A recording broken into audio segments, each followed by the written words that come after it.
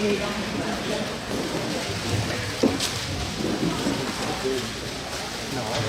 morning. Thank you for coming today. In the back row, if you can't hear, would you raise your hand if you can't hear, and then Mr. Bill Willis, Colonel Bill Willis, will talk a little louder and get his lips closer to the microphone. But if he doesn't know, he won't do that. Thank you for coming. This is a great day here today. We had the band here and did an excellent job. And they may be here in April. We're deciding if they can all get off work to do a little playing for us then. A couple announcements as usual. Next 2 weeks from now, a guy named David Coker, C-O-K-E-R, is going to talk. He's going to talk about Navy construction in World War II. And I think I've heard him talk about part of it, but it's an amazing thing that happened. It's very representative of our infrastructure that happened in World War II. If you know how many aircraft carriers Germany had in World War II, maybe one. And how many aircraft carriers did the United States have in World War II? 140. And that's just one of the symbolic things. Japan and Midway lost a lot of aircraft carriers. Here's 2 but seats. the symbolism of how much we made, when he talks about how many ships were made and how fast they were made, especially Liberty ships, you would be amazed. But that's who's going to talk in 2 weeks from now. His name is David Coker. He gave a great summary on the Chrysler Corporation and what it did in Evansville about 6 months ago here.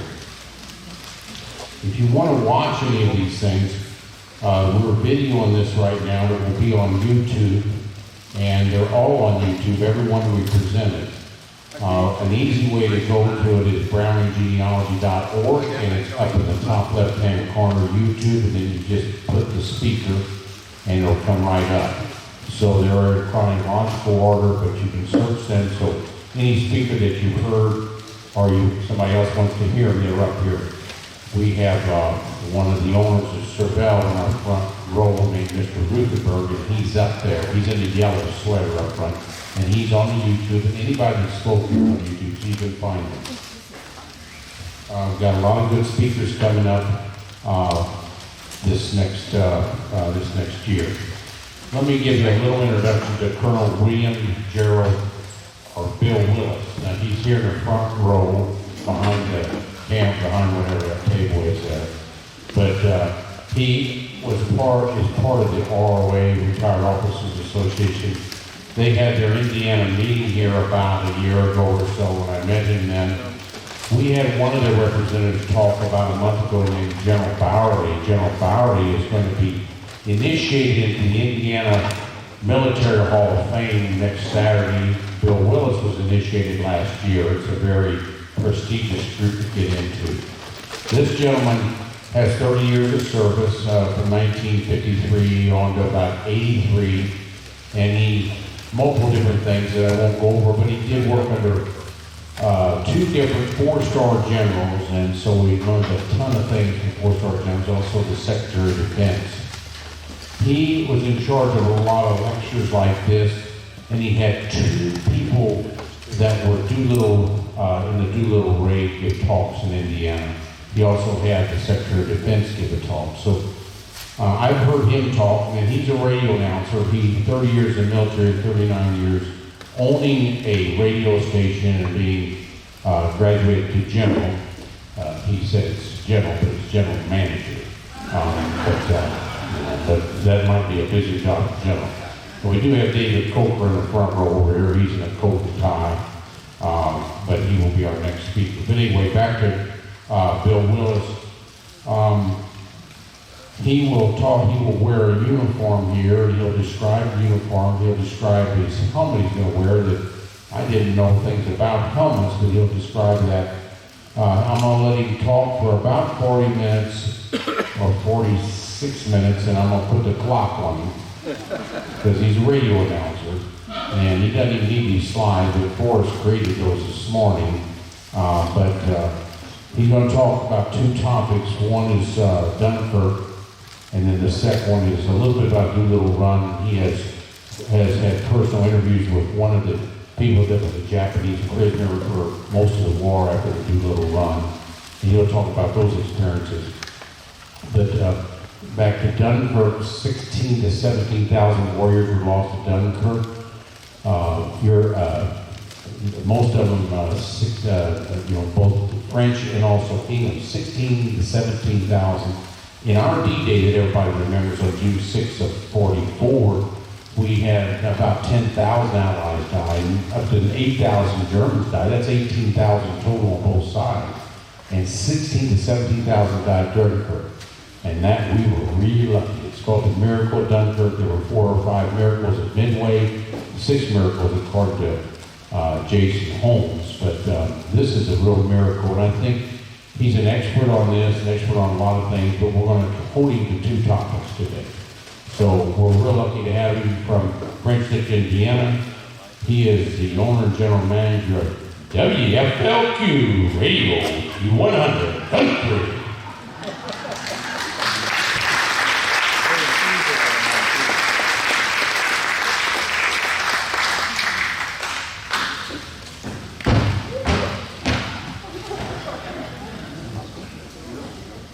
How many of you have ever heard, "Daddy, are we there yet?" Well, a dad was on a vacation trip and his 4-year-old son kept asking, "Daddy, are we there yet?" And finally he got exasperated. He says, "Look, son, I'll tell you when we're there. I don't want to hear that question anymore. You understand?" "Yes, Daddy." Well, a few minutes later he said, "Daddy, when we get there, will I still be 4 years old?" Folks, I want to tell you it's a great privilege to be with you, and I thank Dr. Mark for the invitation to be with you, to tell you a little bit about some of the interesting folks that I've met over the years. For 22 years, I've ran an ROA Global Affairs seminar, and we normally would have about 4 speakers each year. A historian, an author, military author, a flag rank officer from one of the services, and generally a member of Congress. And we had each of our senators and several of our members of Congress. You're too tall, get right here. Is there anybody that can't hear me? If you can't hear me, raise your hand. All right. So it's a real privilege to be here. I was mentioning that I've had an opportunity in my life to interview a lot of interesting people, including 3 astronauts. Charlie Duke, one of them, and one of the 12 men who walked on the moon, and the fabulous stories that they all have to tell. But you know what I've learned over the years in interviewing a lot of people as a broadcaster and even before, every one of you has a story. If we just ask the right questions to bring the facts out, you've got a story that would be of interest to every one of us. And so it's a matter of just asking the question to bring out the stories that people have. And I've just been privileged to meet some people who had some very interesting stories. And so we're going to relate a couple of those to you here today. But I got to warn you that each of these subjects normally would take an hour and 20 minutes. So I'm going to have to try to compress a lot of things. And I also want to say a word about the booklet which you have in front of you before we terminate this. First of all, it is a great privilege to be in Evansville. Evansville was the savior of our military in many ways in World War II. Remarkable city to produce 167 LSTs, the largest number of LSTs produced anywhere in this nation. And there's a story behind how that started and how it came to be that Evansville got the contract to build any LSTs or any ships, because so many people thought, well, it's ridiculous to have a production facility for the Navy in the middle of the country. But it worked out very well. not only 167 LSTs for the Navy, but also have the heritage of producing 6,200 plus Judd P-47. And that story is a fascinating story. A story that started in April of 1942, just 5 months after Pearl Harbor, when the Republic Aviation built this facility all around here in 42. And what is remarkable is that infrastructure was built, you know in how many days? 62 days, 2 months. This facility to build this new fighter was completed. That's absolutely amazing. We thought it was amazing in West Baden, that the West Baden Springs Hotel was built in 1902 in less than a year. We wonder if we could do that today with all the technological progress we seem to have made. But anyway, so it's a miracle that this facility was built right along here in 62 days, and that was only a matter of months after that, the first P-47 Judd came off the line. And you know that was the savior for Patton. When the weather finally cleared and the P-47 Judd fighter bomber came through there, it knocked out the panzers that were holding up the Third Army. And so you got a replica, you have one of the P-47s right here that made it possible for Patton to do what he did and accomplish what he did. I've been to Bastogne. That's another story. The salvation of Bastogne, in part, was due to the production of the P-47 right here. So, not only that, but you've refurbished 1,662 M4 tanks. Now, it's been said that there's great value in quality. Well, let me tell you something, folks. In World War II, the Panzer was a lot better than our M4. However, we had a lot more M4s. And so there's another saying that says there's a certain quality to quantity. And we had the quantity. And that M4 back there was the salvation of many of our infantry troops in World War II. So not only that, it was 96% of all the ball ammunition, the 45 caliber ball ammunition used by all of the services and in World War II. 96% produced right here in Evansville. You refurbished 4,000 trucks, 4,000 Army trucks refurbished right here. I mean, it's amazing what was done in this community and in this very area that we're sitting in during World War II. And how did that happen? It happened because of dedication, because of people who were willing to do whatever it took to win against the Nazis and the Japanese and Italy. And so we are here today under an American flag representing hope to the world. Hope. You know what that is an acronym for? H-O-P-E. Helping people everywhere. Helping other people everywhere. When there's a calamity somewhere in the world, hurricane, a tsunami, volcanic eruption, earthquake, whatever it might be, what's the first flag to show up to help? Is it the North Korean flag? Is it the Russian flag? Is it the flag of Iran? No, it's the American flag. You know that is the most recognized flag in the entire world. Out of some 200 countries on this planet, that flag is the most recognized. This country is the most patriotic country in the world. You can go to many countries, as some of us have been, and you will not find the national flag of their country anywhere near as frequently as you find the American flag in this country. My wife and I have a little game that we play on our trips. We count flags on each side, and whoever gets the most flags at the end of the trip is the winner. And we always have a lot of flags to count. So this is a patriotic country, and this country is a giving country. And that's part of the heritage that we've received that the whole world recognizes. the whole world is trying to get into the United States. You don't see many people trying to get out of the United States. And so it's our military that has kept us free ever since 1776, when the 1775 actually, when we started the Revolutionary War. But let me transition quickly to what's advertised here as why I came, and simply tell you that it's a great privilege and a pleasure to be here with you in Evansville specifically, because of all of what this community stands for and making it possible for us to have this flag and the freedom that we enjoy today. Well, my story about this evacuation begins after a Lions meeting. Our Lions Club 26 years ago was selling brooms. And up on Skyline Drive in French Lick, on a nice warm afternoon, we were selling these brooms, and I stopped at a home I'd never been to before in French Lick, and a lady answered the door, and I asked if she'd like to have a Lions broom. She said, yes, I do. I need a broom. Matter of fact, I need a couple of them.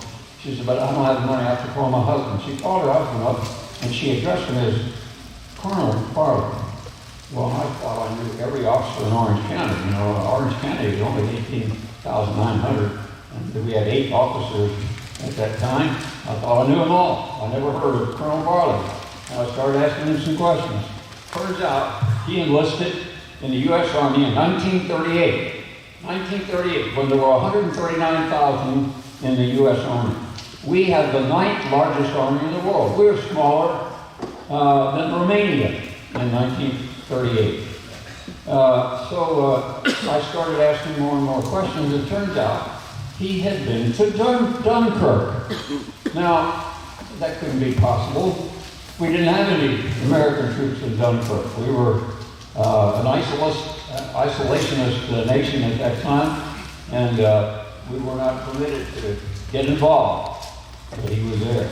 He said, yes, there were a few of us that were sent over to learn about the BEF, the British Expeditionary Force, and he was one of those to go. But he had some unique talents that led him to be assigned to a British regiment, British infantry regiment.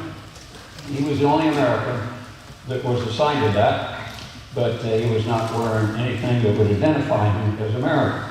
Now let me tell you a little bit about Clark Farley and the story, the remarkable story that he had at Dunkirk. Clark Farley was a cartographer. He knew how to make maps and read maps. He was also a photographer. Now, I'll try to project, but Clark Farley was a map maker. Okay. He carried this map case, and he actually did some charting at Normandy. Now this was before the evacuation. This was in 1940, in April of 1940, a month before Hitler surrounded the Brits and the French at Dunkirk. And so he was making maps of the Normandy coast. He was also shooting 16mm film. Now I've been a public affairs officer, and so I did the very same thing that Clark Farley had been doing. Here's my old 16mm camera. This is what we used until about 1968, somewhere along in there. We got all new equipment, and this became available as surplus. But this is a 16mm camera, just like the one that Clark Farley used to shoot 16mm film of the Normandy coast. And he was using that just a month later when the Brits and the French were pushed to Dunkirk, and the evacuation had to be conducted. Well, Clark Farley was telling me as I asked him more and more questions about him. By the way, I wanted to record him, and he wouldn't let me record him because he said that his story had been sold, I think it was to Life magazine, and he was committed not to allow anybody to record it or even take pictures. But so I tried to retain as much of my neurons as possible, and I made notes when I got back home so I wouldn't forget it. You know, they say that the faintest ink is better than the finest memory. And I find that true after a few years when I'm trying to remember some specific event. But anyway, Clark Farley's memory, he was about 80 years old when I met him. And his memory was so sharp that it was as though everything had happened the preceding day. Because every question that I asked, he had an immediate answer. Now, you know, we have two types of memory. We have the head memory, which is perishable, and we have all the time to remember the details, maybe even the next day, or certainly the next month. And then we have emotional memory. That lasts forever. The emotional memory is very deep down in there, how you feel about something. And the emotional memory, you can always call on. You can always call on it. It will give you the feeling you had and something about the event.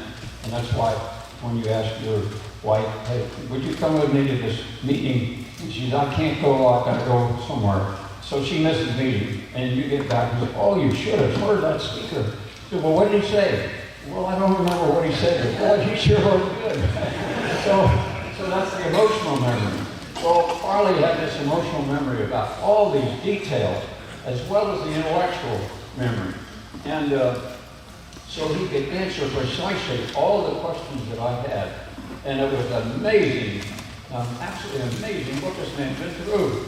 Clark Farley then was with this Brit regiment, infantry regiment, at Dunkirk, and he was shooting with his camera, he was shooting film of Guderian and his armor across the canal, firing at it. He was there until the last day.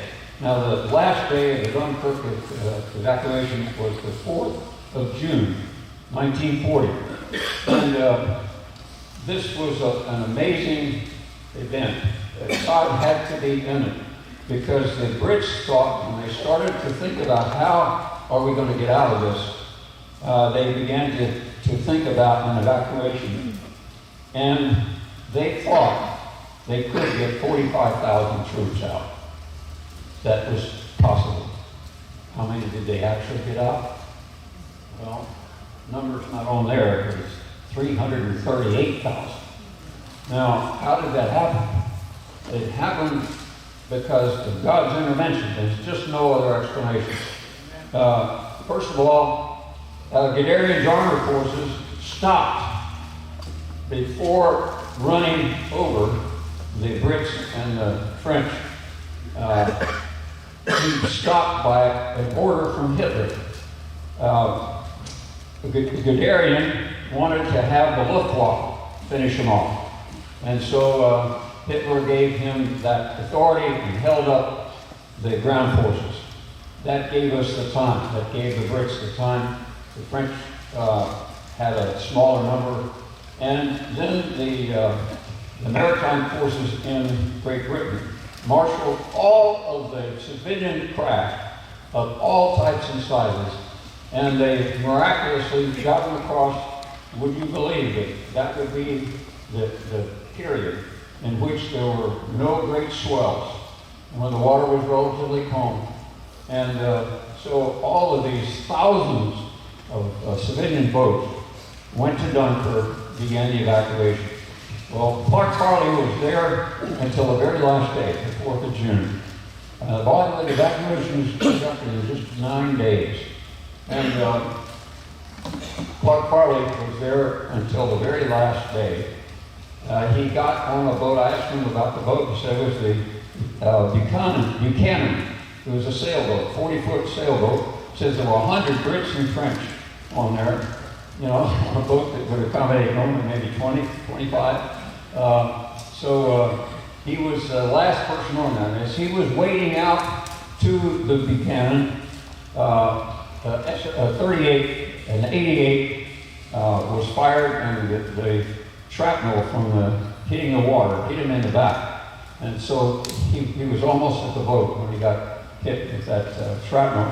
And the Brits grabbed him, they pulled him on board, and he says that he wouldn't believe the captain of that boat, was a civilian. He said he had one of these light caps on, and he was smoking a pipe, and he didn't seem to have a care in the world. All these machine gun bullets sits in the water, and shrapnel, smoke everywhere, and he just seemed to be as calm as a Sunday afternoon sail. And he said, well, he couldn't understand. He was laying there on the side of the boat, and they were, instead of going out to sea to get away, he says he was sailing parallel to the shoreline, which was, right in the enemy fire. And he said he couldn't figure out why he was doing that. And it wasn't until the boat turned to sea that he could see all the wreckage that the captain was having to navigate to miss. Then he realized how fortunate they were to get through that. Well, as soon as Clark Farley, then private first class Farley, back in those days it took a long time to get promoted. And he was a private first class for almost 3 years. And he says that when they got over to the British Isles, he was immediately traced off to some U.S. Army intelligence officers who wanted him to get on a plane to go to Toronto. We had a Lend-Lease DC-3, and he was boarded on that, sent to Toronto. In Toronto, he was put on U.S. Army Air Force DC-3 and flown to Andrews Air Force Base in Washington. As soon as he got off the plane, was taken off the plane, there were 2 intelligence officers who relieved him of his map case containing the maps of Normandy and where he had been, and they relieved him of his camera that had all that film of Guderian fighting his allies. He was sent to Walter Reed Hospital. And he was in Walter Reed for a couple of weeks recovering. And he was told that as soon as he was able, he was to go to the Mayflower Hotel, which at that time was the headquarters of the Department of the Army. That was before the Pentagon was built. And so when he recovered, he went down to the Mayflower Hotel and he reported to the receptionist. She said, "You're to go to that office down there." So he went down to this office, and guess whose office it was? George Catlett Marshall, the Chief of Staff of the United States Army. So he goes in as private first class and he reports to the Chief of Staff of the U.S. Army, and General Marshall pins second lieutenant bars on him. Just like that.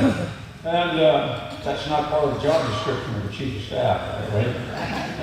So he says, tell me, now bear in mind, this is the very first person from the United States who has actually seen combat with the Germans. He's the very first one. And so General Marshall was more than a little bit interested in hearing his story. And he tells what happened. And there's no way I can tell you a lot of what Clark Farley told me about the details, but I'm going to have to tell you some of it. So Clark Farley tells the story, and when Marshall says, go get my staff car and wait for me. So Clark Farley's sitting in the staff car, the Chief of Staff of the United States Army, and guess where they go? To the White House. And so Clark Farley is sitting on a bench outside the Oval Office waiting to be called in. And then he finally is called in. He's supposed to be in there for about 10 minutes. And turns out that President Roosevelt, and this is kind of fascinating, he says, "You cannot believe what a charming man President Roosevelt was." He says, "I went in there and I reported to the President of the United States and he says, well, Lieutenant, says, I hear you've been in some sort of a fracas lately. He says, sit down and tell me about it. So half an hour later, he's still telling about this experience that he's had at Dunkirk. And this is when the President of the United States, Franklin Delano Roosevelt, realized we were going to have a war. There wasn't any question about it. He was getting first-hand reports from somebody that was right on that shoreline. By the way, how many of you saw the movie Dunkirk 7 years ago? You know, that was voted the #1 movie 7 years ago. And the film was actually made at the Dunkirk location, the very location of the evacuation. So Farley is then talking to the president, and he had a lot of other interesting things to say. You know, you can't dream something like this up. At least I don't think so. He was saying that while he was talking to the president, Eleanor Roosevelt came in the side door. She was carrying a book. And so the president called her Babs, and he said, Babs, what's that book you got? She says, oh, this is the book on Lincoln. And he says, Lincoln? He says, don't you realize we're Democrats? And Babs says, but Franklin, your cousin was a Republican, Theodore Roosevelt. And with that, she turned around and walked back out the door. But, so then he went on to explain some of these details that occurred at Dunkirk. And finally, the president was just listening all this time, and expressionless. He says, well, tell me, Lieutenant, what do you think we should do? Now, can you imagine? So Lieutenant Farley is sitting there, he's saying, here is the President of the United States asking me, a brand new second lieutenant, what we should do. And he suddenly said, well, Mr. President, we need to raise the mightiest army the world has ever known. And there was silence. And he suddenly remembered, oh, this was a man who was the Assistant Secretary of the Navy in World War I. And then he said, and the mightiest Navy. And the president laughed. Well, so he was in there for more than a half an hour talking to the President of the United States about Dunkirk. And after that, he was sent to Fort Benning for observation, as every second lieutenant goes through the observation, every infantry lieutenant. And so when he got to Benning, he went to the officers' club, and he asked when he sat down, the bartender said, are you Lieutenant Farley? Now, you got to remember, in 1940, our Army was just starting to increase from 139,000. We only had about 10,000 officers. And a brand new second lieutenant who had just been to Dunkirk, who had just been talking to the Chief of Staff of the U.S. Army, was probably going to get some publicity in the Army. And so he was known when he arrived. And this bartender says, yes, you are to report to that table over there. And he goes to the table, and there's a one-star flag on the table, and he reports to this man at this table, and guess who it was? Georgie Patton. Brigadier General George Patton. And so he reports to him. Patton is, of course, very interested in knowing about Guderian, you know, his adversary in the Armored Corps. And so he has an interview with General Patton. Patton tells him, when you get out of here, when you graduate, says, I want you on my staff. So he became a crypto officer, intelligence officer on Patton's staff. And then it goes on. I have to eliminate a lot of stuff here, but he got promoted up the line. He saw Roosevelt the second time at Casablanca. And then at Potsdam, he was the intelligence officer in the Habsburg Palace when the Potsdam Conference was being held with the new President of the United States, Harry Truman, and with Churchill and with Stalin. The three of them were there to determine what was going to happen after the war ended. And then he went into some detail, telling me some of the things that occurred. Now, first of all, can you imagine anybody being in any of these situations? It's impossible, isn't it? But here he is, standing in the midst of the three greatest people in World War II, at the end of World War II, watching. And his job as an intelligence officer was to carefully observe all of what Marshal Stalin did and take notes.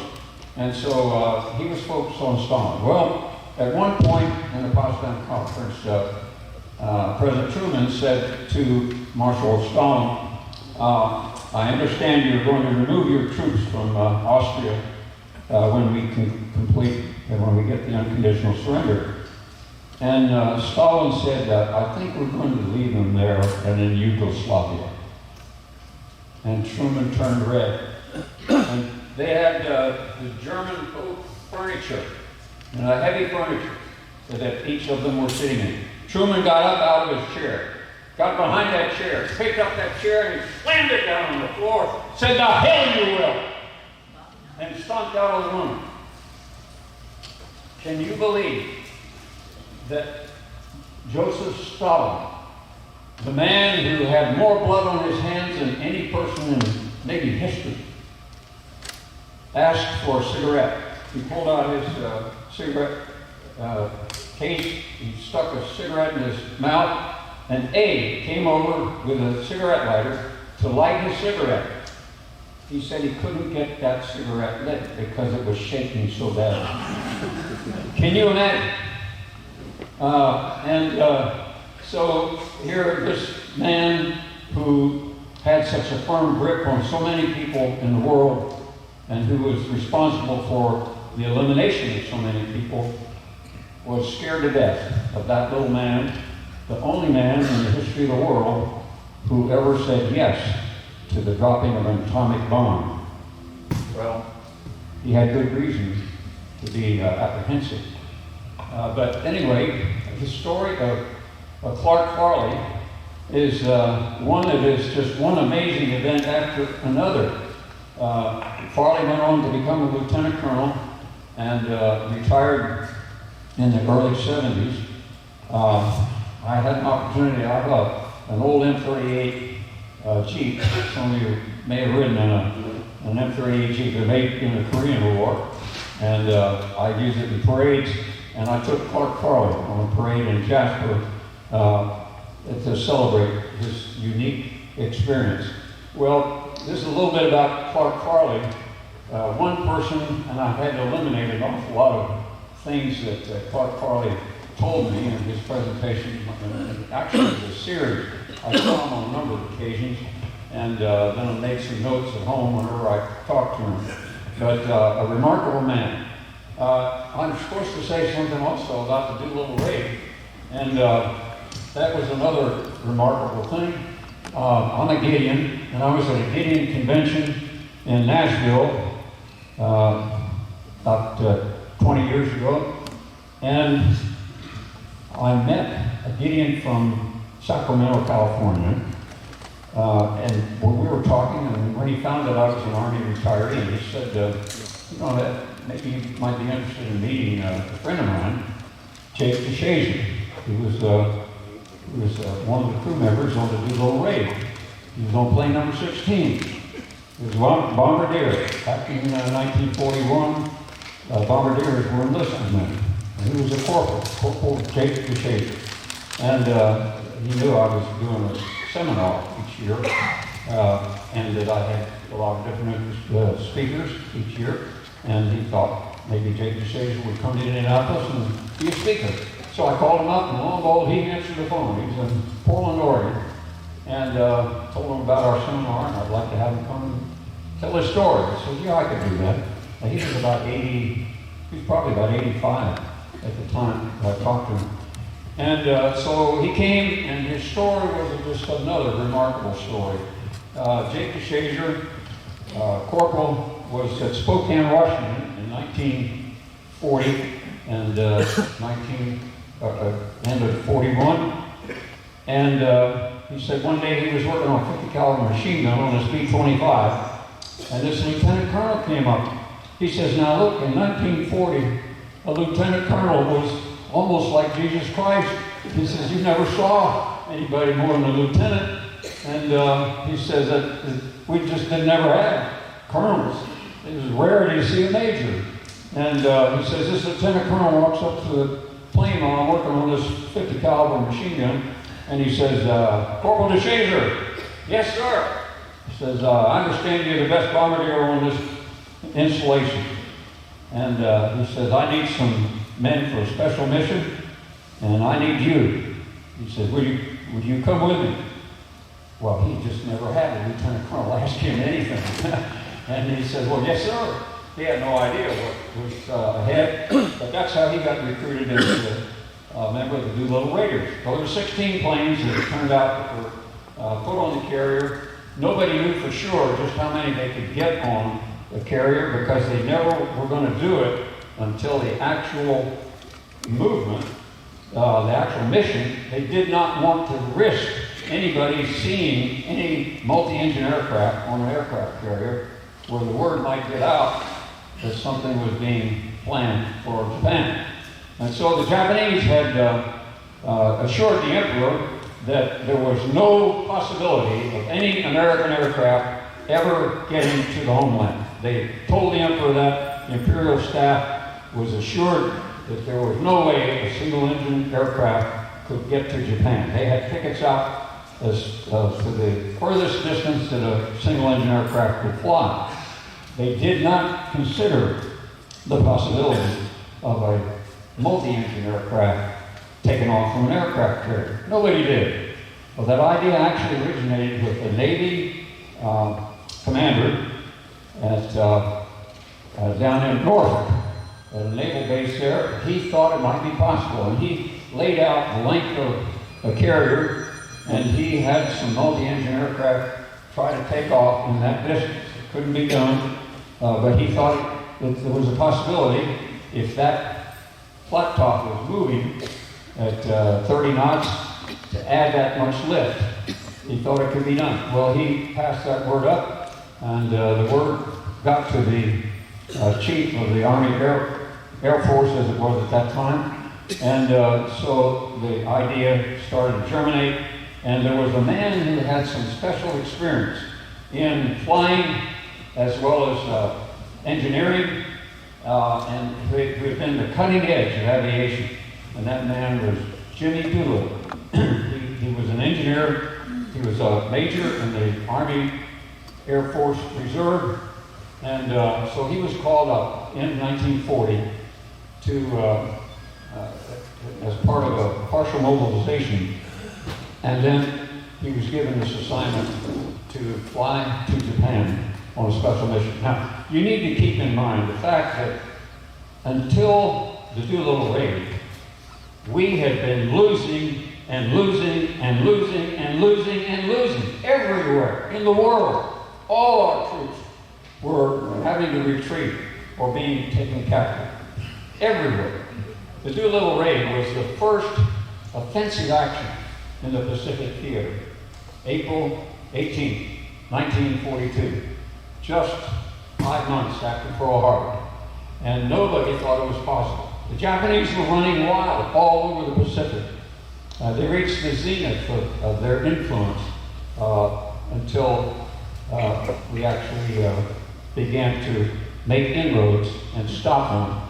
And that was in May of 1942. But in April of 1942, we were losing everywhere.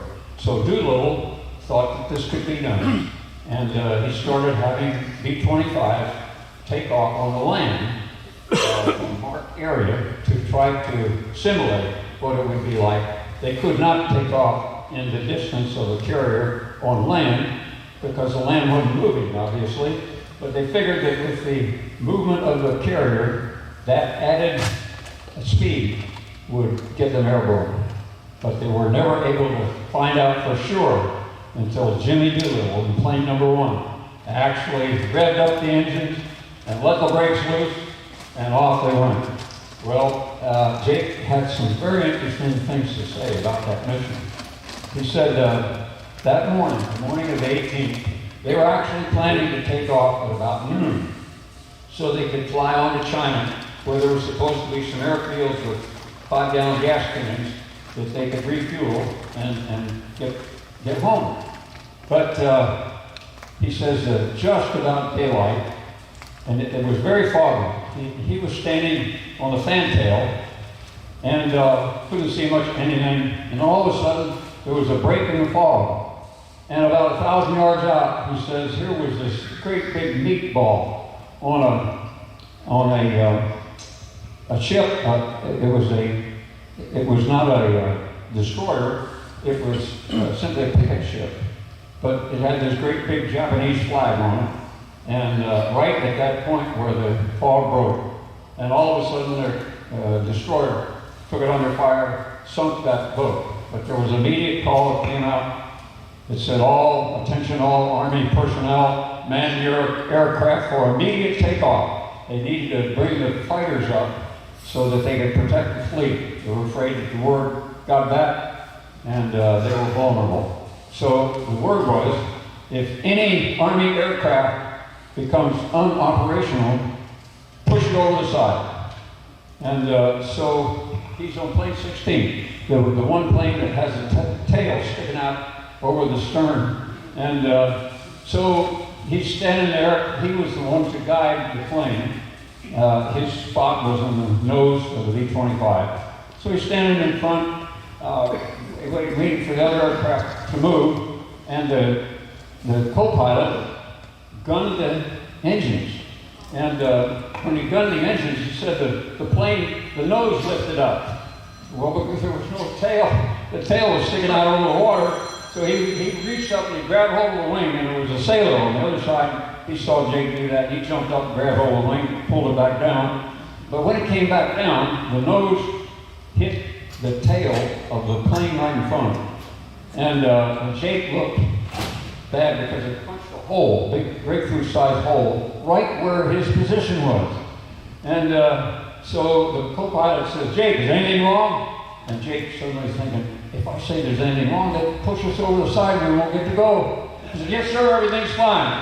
And so they were the last plane to take off. Now, because they had to take off so early, daybreak instead of noon, they were not able to rendezvous. They were planning originally to rendezvous in flights of 3 to go to their individual bombing locations. But because they were so far out, every plane went to its destination by itself. Now we thought that was a terrible thing. We couldn't do what the plan was. But Romans 8:28 tells us that all things work for good to them that love the Lord. Well, that's what happened here, but we didn't know that until the war was over. This was an interesting situation.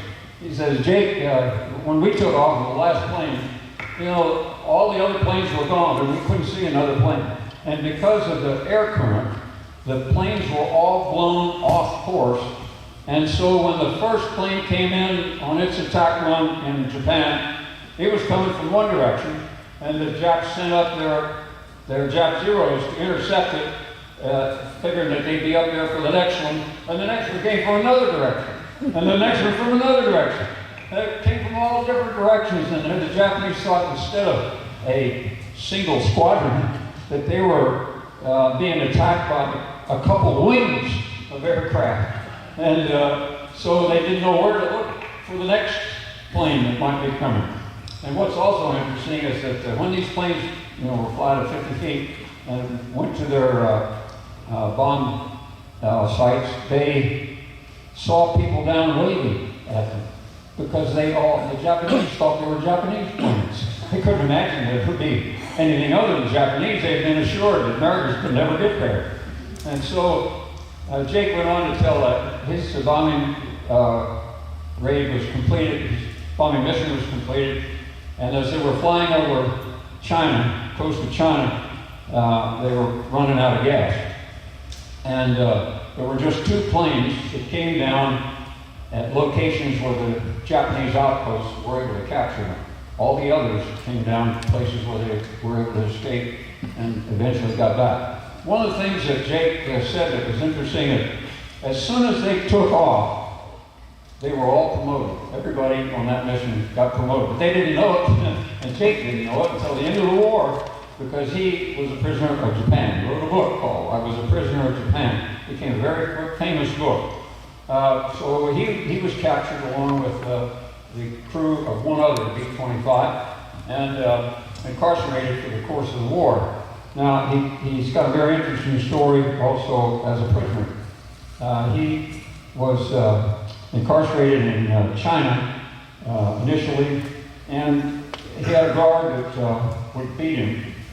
Jake was not a Christian. Jake just fought. He got mad whenever a Japanese guard would do anything, and he tried to strike back, and then of course he just kept beating more. And so one day in the yard, they were given 1 hour a day in the yard with the other prisoners, and the co-pilot said, "Jake, you need to get yourself a Bible. You're not going to last with what you're doing." We reacted. And so Jake asked the guard for a Bible. He was told, "They don't have any Bibles."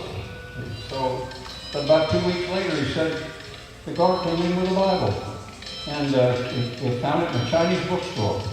And the guard told him he could have it, but he could only have it, I think it was 2 days. And he said there are other people that want that Bible. So in 2 days, he read the entire New Testament 3 times, and Psalms, Proverbs, and the Holy Spirit started working on Jake's heart just from that short exposure, and Jake's demeanor changed dramatically in that short period of time. He says after he read that, the guard came in one day, he had his baton, ready to beat him, and he was about ready to strike Jake, and Jake got down on his knee, and he looked at that guard and bowed down, and he started to pray. And the guard was so struck by his behavior, his change in behavior. He put down his baton and left with no indication of his desire to do what he'd done every day, beating Jake. Well, he came back later with a sweet potato. Now he says, you cannot imagine how wonderful a sweet potato is. He says, every day we would get potato soup. Potato soup, that was a bowl of water with a few potato peelings in it. And Jake lost, well, he wasn't a big man to start with, but he lost, I think, about 40 pounds while he was in the Japanese prison. And he says that sweet potato was the most wonderful thing you could possibly imagine. And this is all due to the change in his demeanor after getting that Bible. Well, it was then that Jake thought that when the war was over, he would go to Bible school and to learn how to become a preacher. But then when he did go to Bible school, by the way, he was there to the course of the very end of the war, and there's a lot of other interesting things that he talked about when the war was over, when they suspected things were about to conclude in America's favor. But so he went to Bible school and decided in Bible school, instead of being a preacher, he'd be an evangelist. And he'd be an evangelist to Japan. So he wrote this book, I Was a Prisoner of Japan. And that book became such a hit in Japan that wherever he went to speak in Japan, he would have hundreds of people, sometimes 1,000 Japanese, who were curious to know, how could this man who was a prisoner, our prisoner for the whole war, want to talk about love? And so he had these giant crowds wherever he went. He said one day he was in the very town that his B-25 bombed, and Osaka. And he said after he spoke that he was in his room and there was a knock on the door, and he opened the door and there was a Japanese standing there with an 8x10 black and white photo that he wanted Jake to autograph. Guess what the photo was? His B-25 coming in on its bombing run. And this Japanese had taken a picture. Of course, he thought it was a Japanese plane at the time that he took the picture. But can you imagine? I mean, could you just think about conjuring up something like that?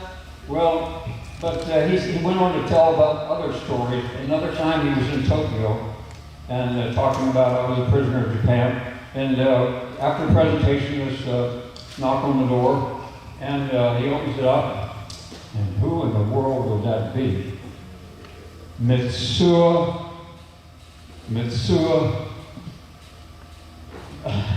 something like that. His last name, he's the Captain Fushida, Captain Mitsuo Fushida. Now this is absolutely impossible to dream up. Captain Mitsuo Fushida, the man who led the Japanese attack on Pearl Harbor. The first Japanese attack on the Americans was now in the presence of one of the first Americans who made the first attack on Japan. And what happened was that Jake DeShazer had a chance to lead Mitsuo Fushida to the Lord. Now, can you dream something like that up?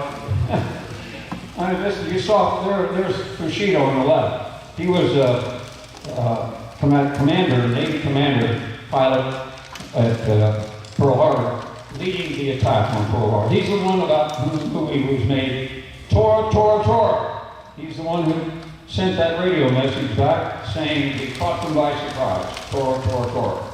So, and there's Jake DeShazer on the right, Corporal Jake DeShazer. He was promoted to sergeant, and he didn't know it for a whole year, a whole war. Well, anyway, these are some of the things that have occurred that just kind of remarkable stories, any one of which would make a book, wouldn't it? You know, let alone all the things that happened to these folks. And these are just two of many folks that I've been privileged to meet over the years. I think one of the most fascinating stories that we don't have time for is Charlie Duke, Brigadier General Charlie Duke, the Air Force Reserve, who is the only man left now on this planet who walked on the moon who can still talk about it. There are 12 of them that have. There are only 2 left who can speak at all, and Charlie's the only one who can talk to a group like this. It's a phenomenal experience. But anyway, those are just some of the very interesting and fascinating folks. And I want to thank Mark again for the opportunity to come and talk to you and tell you a little bit about some of these great folks that have been part of our heritage that make it such a great privilege to be Americans. Thank you. This is question and answer session, so Horace will walk this microphone around, raise your hand for questions, and he's going to tell us about what type of helmet. This is a World War I helmet he's on. He's going to say why he's wearing a World War I helmet as opposed to World War II. Well,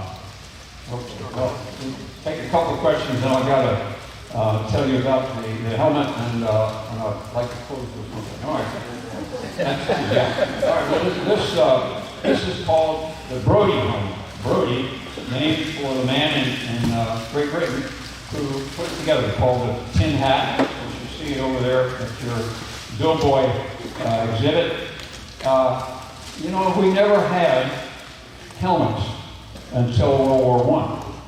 We had cloth headgear in the Civil War, every war, and it wasn't until 1914 when the Brits and the French and the Germans were engaged in the greatest combat the world had ever known at that time, and artillery was the greatest casualty producer. And it was determined that about 40% of all the deaths on both sides were from shrapnel, from artillery shrapnel in the head. 40% of all the deaths were head wounds. And so the Brits and the Germans came up with a means of shielding some of that shrapnel with a steel helmet. And the Brits came up with it in 1914, and this was the helmet that Brodie developed, called the Brodie or tin hat. And this was used all the way up until in World War II, the first year of combat in World War II. You know, you've seen World War II troops in 1941 and even in the first part of 42 still wearing this same helmet. Well, in 1942, in April, the U.S. Army staff said we need to have a distinctive American helmet. This was used by Brits and Americans with a slight change for the French. And so we wanted something that was different and that would protect the sides. And this did save a lot of lives from the artillery shrapnel, overhead shrapnel. But it didn't do anything for the sides. And so we wanted something that would do a better job. So that's when we came up with a Hatfield helmet. And the Hatfield helmet, developed in 1942, was eventually produced. 22 million of those helmets were produced. And that does provide some shielding to the ears and keeps the rain off your eyes, and it has some limited protection to the neck. Now, one of the problems in developing the helmet for protection of the neck is that it had to be high enough so that when you're in the prone position, the helmet didn't prevent you from using your rifle. So that's why it was designed the way it was. But you know, anytime you see that helmet, you know it's U.S. troops. And so that was a very successful thing. Now, I had to be in combat developments at the Army Training Doctrine Command, 4-star command at Fort Monroe, Virginia, when the Kevlar helmet was developed. As a matter of fact, I had an opportunity to go to Navy labs in Massachusetts where that Kevlar helmet was developed. Yeah, that is the one we presently have. That was developed in 1982. And it was first used at Grenada. And it was very interesting to see how effective that helmet, that Kevlar helmet, was. Because even though the Hatfield helmet that we used in World War II would stop a 45 caliber round from an average distance that would be fired, it would deflect a 45 caliber round. It would not deflect higher power, 30 caliber, and so on, 50 certainly. But the Kevlar helmet gave us an increased degree of protection. You see, it covers the ear, and it is made of a material, you all heard of Kevlar, that is virtually impervious to a round. And we found that in Grenada, first time it was used, when one of our troopers was shot with an AK-47 at about 20 yards. The round hit right in the temple of that Kevlar helmet. Now, it knocked the man over, but he was alive. There was an indentation in the Kevlar, but nobody else, no other helmet in the world would have saved that man except that Kevlar helmet. So that's what we have today. Those are being used by not only the military, but you see the pictures of the same helmet being used by our security forces, police, and so on around the world. So that's the story of the helmet. But we're going to take questions. Jackson. Announce your name. Norman Kohler. Two comments, really. Doolittle's raid was great for morale, but damage-wise, it really didn't do a lot in Japan. It really didn't set them back for. It was just a morale thing more than anything. And Dunkirk, the little boats, they didn't take, a lot of them didn't take people from Dunkirk to England. They took them out to big ships. Because the big ships couldn't get in to the shore because there were no docks.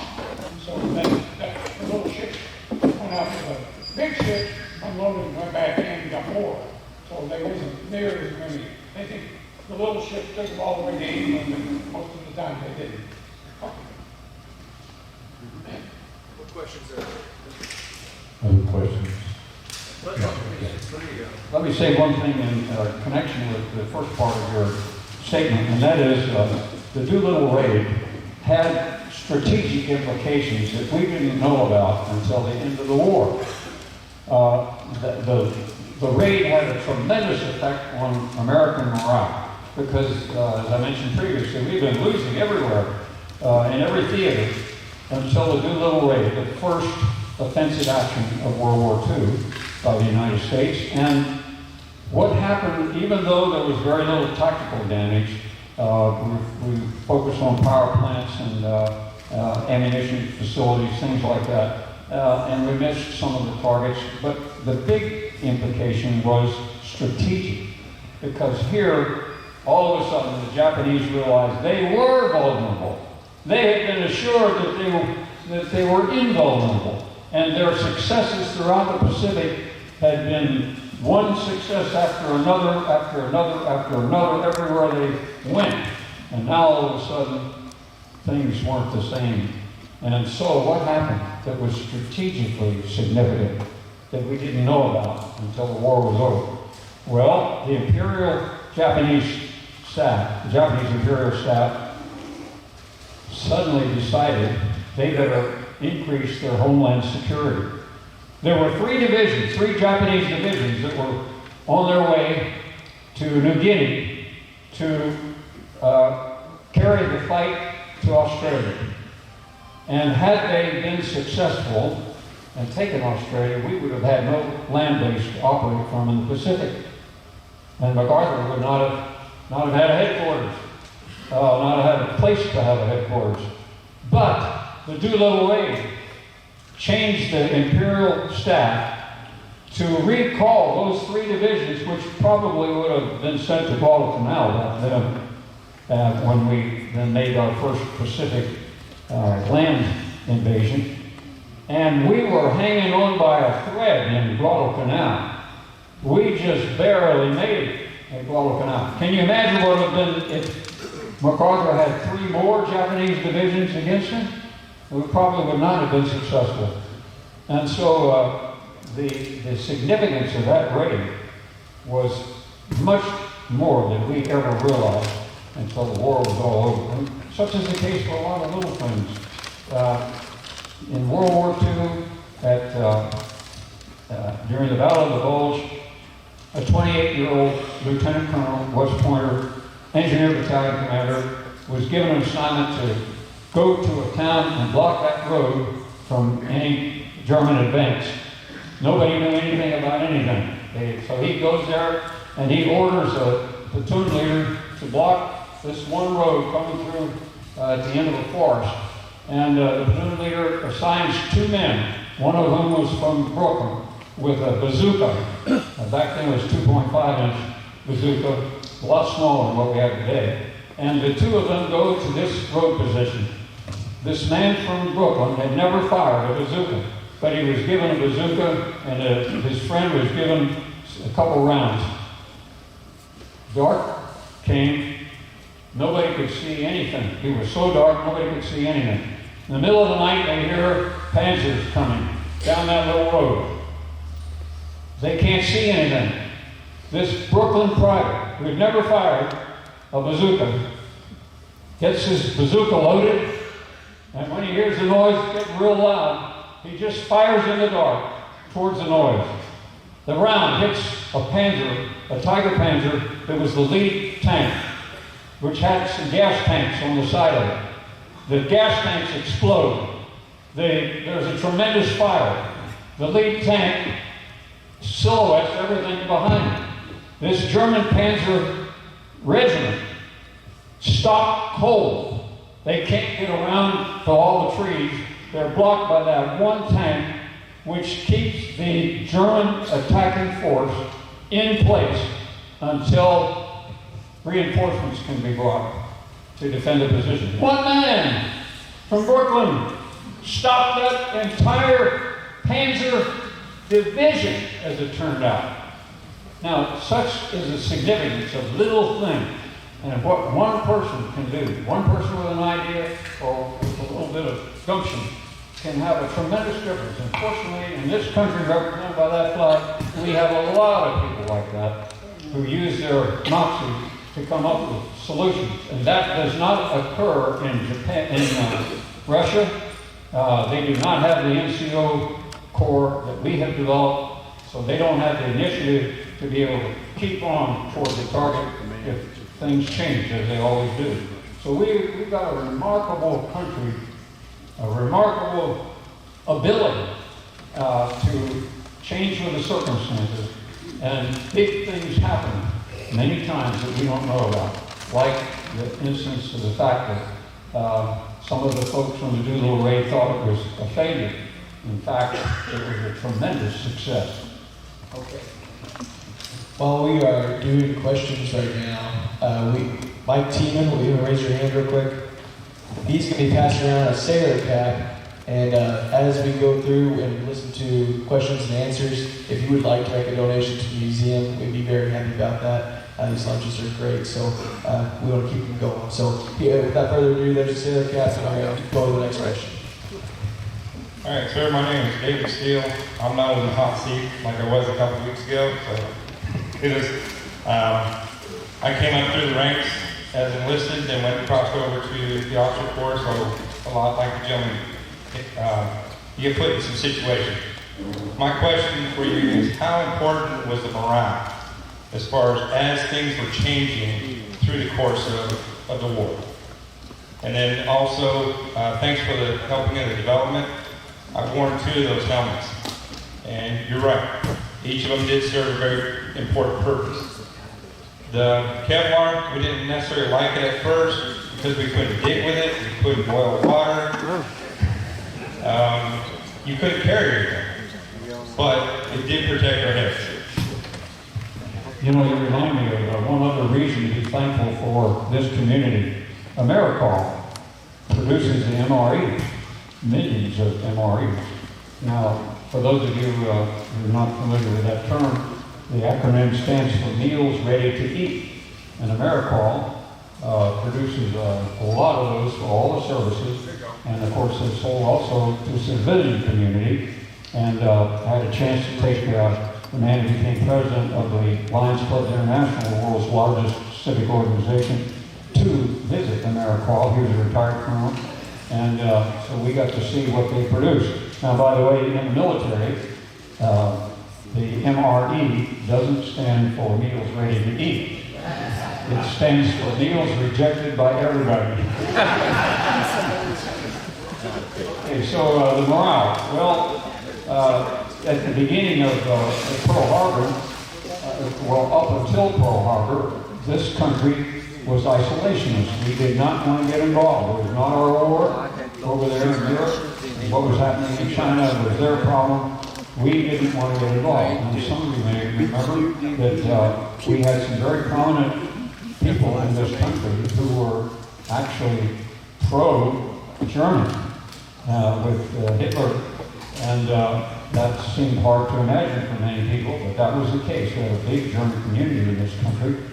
And so Lindbergh was one of those who was pro-German. But the morale in the country, I would say, is kind of neutral until Pearl Harbor. And that galvanized American resolve. So some of you who may have been old enough to remember anything about World War II knew that our country was united as perhaps never before in this fight to win. And this is the first time that we ever had come up with an unconditional surrender. World War I was just an armistice. But World War II, we were not going to let anything remain that could cause another conflagration like this. So we demanded an unconditional surrender. And that's what we got. So the morale changed significantly with the Doolittle raid, because we were despondent with all of the losses occurring in the European theater and in the Pacific theater until that happened. And so that put new steel in the determination of Americans to fight back and to preserve the liberty that we were so proud of. As the war developed and more success occurred, this country went to a phenomenally high state of morale and dedication. Let me mention one thing. You got an M4 tank back there. 1,662 of them were refurbished here in World War II. But let me tell you something about that tank that's pretty significant. This is another kind of strategic implication, and you'll never read this anywhere. But at the Battle of Alamein in 1942, second battle, when Rommel was looking through his field glasses, he saw the M4 tanks approaching, and he said to his aide, "Germany cannot win this war." Now this is 1942. Now why did he say that? He said that because he had visited Fort Knox, not so far from here, in 1938, and there was no such thing as an M4. He knew all of the armor that the United States had, or planned to have, in his visit, before there was an involvement with America.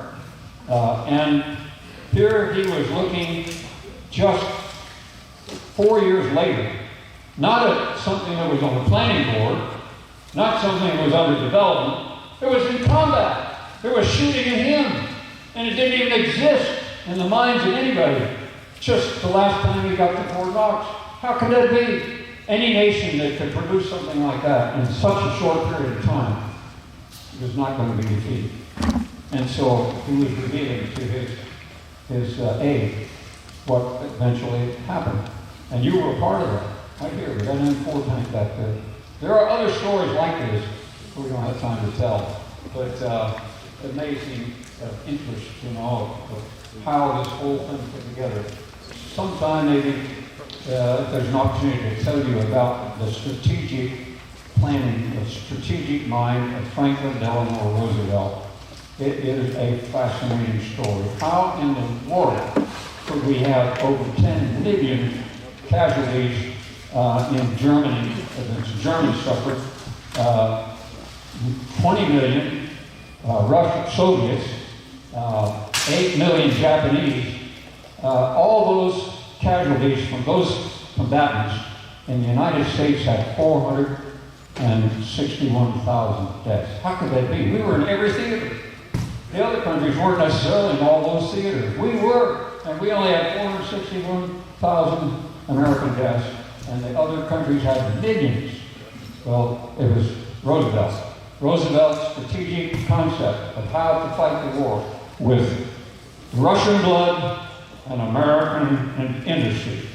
And that combination was why a lot of us are here today, because we wouldn't be here if our forefathers who were in World War II had not survived because of that strategy. Okay.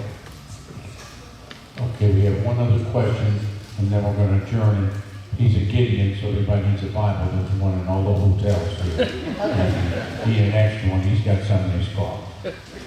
I'm Rhonda, and my question is, how did the Dunkirk evacuation with 140,000 of the French soldiers, or was it connected with the Alsace-Lorraine fight that Germany and France kept back and forth during World War II?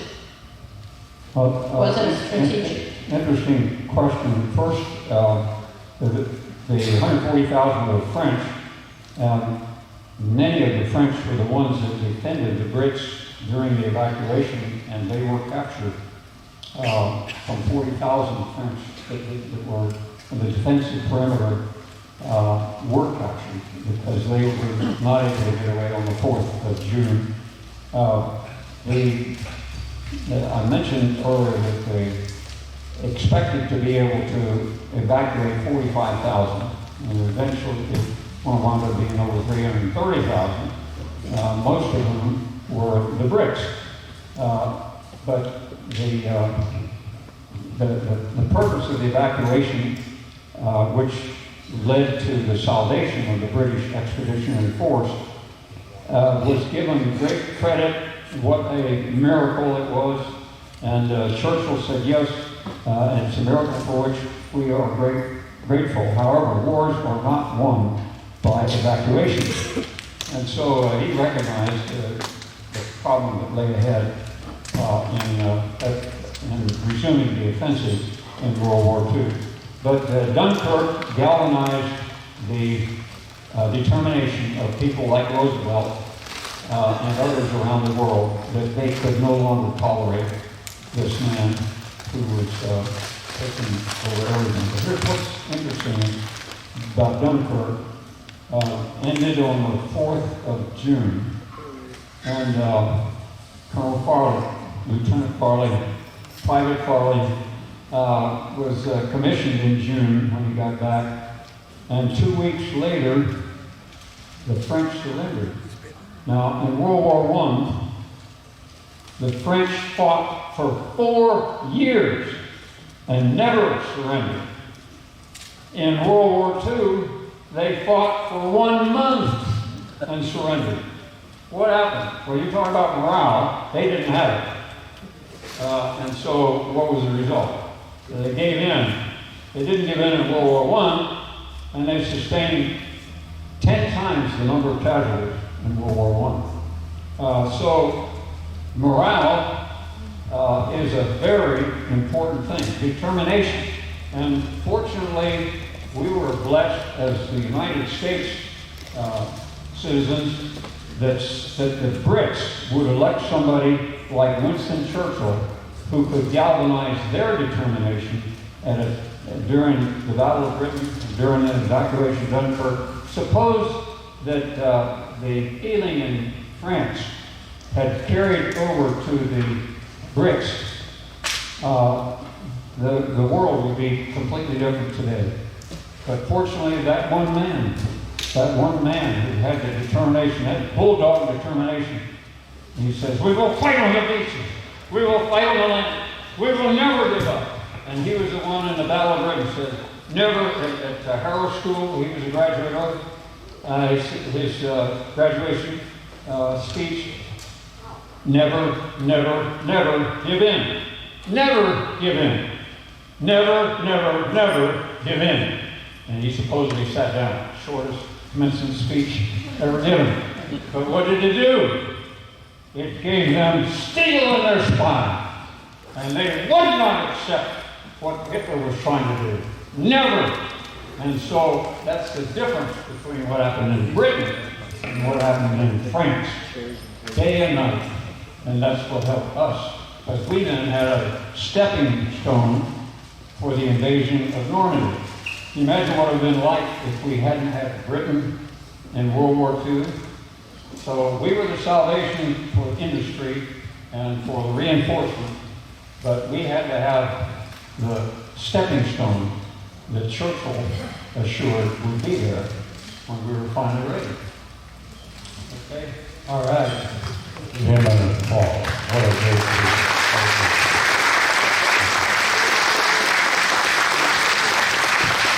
He wants to say something else. We've got an encore. They're supposed to get the encore over there. We do have that. We've got an encore over there. Well, that can't be long now, Bill. What do you got? All right. All right. This is a toast to the flag. That flag represents to all of us who wore the uniform something very special. I mentioned earlier, it's a symbol of hope. This is called A Toast to the Flag by John Bailey. Here's to the red of it. There's not a thread of it, no, not a shred of it, and all the spread of it from foot to head. But heroes bled for it, faced steel and lead for it, precious blood shed for it. They named it red. Here's to the white of it, thrilled by the sight of it. Who knows the right of it, but feels the might of it through day and night. Womanhood, care for it. Made manhood, care for it.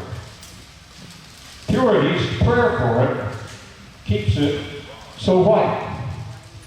Here's to the blue of it, beauteous view of it, heavenly view of it, star-spangled dew of it, constant and true.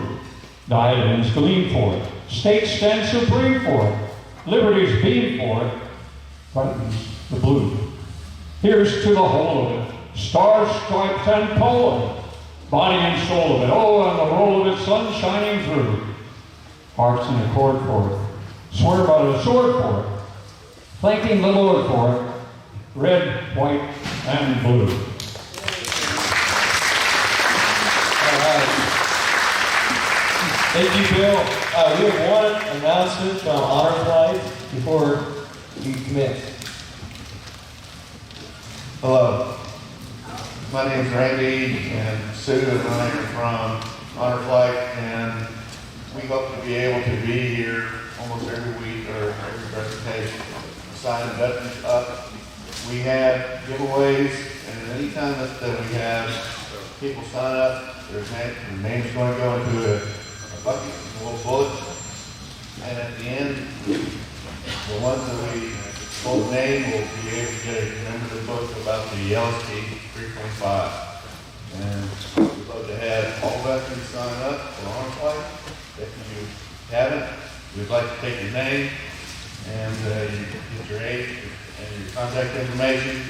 And we'd love to have you join us on the trip to Washington, D.C. Thank you. And one other thing, we have a veterans breakfast here next Friday. It's 11/11/22. We'd like to have you here from 7 in the morning until 10 in the morning. It's eggs, bacon, and biscuits and gravy, and it's napkins. Glad to have you here at 7. We'll close at 10. Okay, the band's on the way.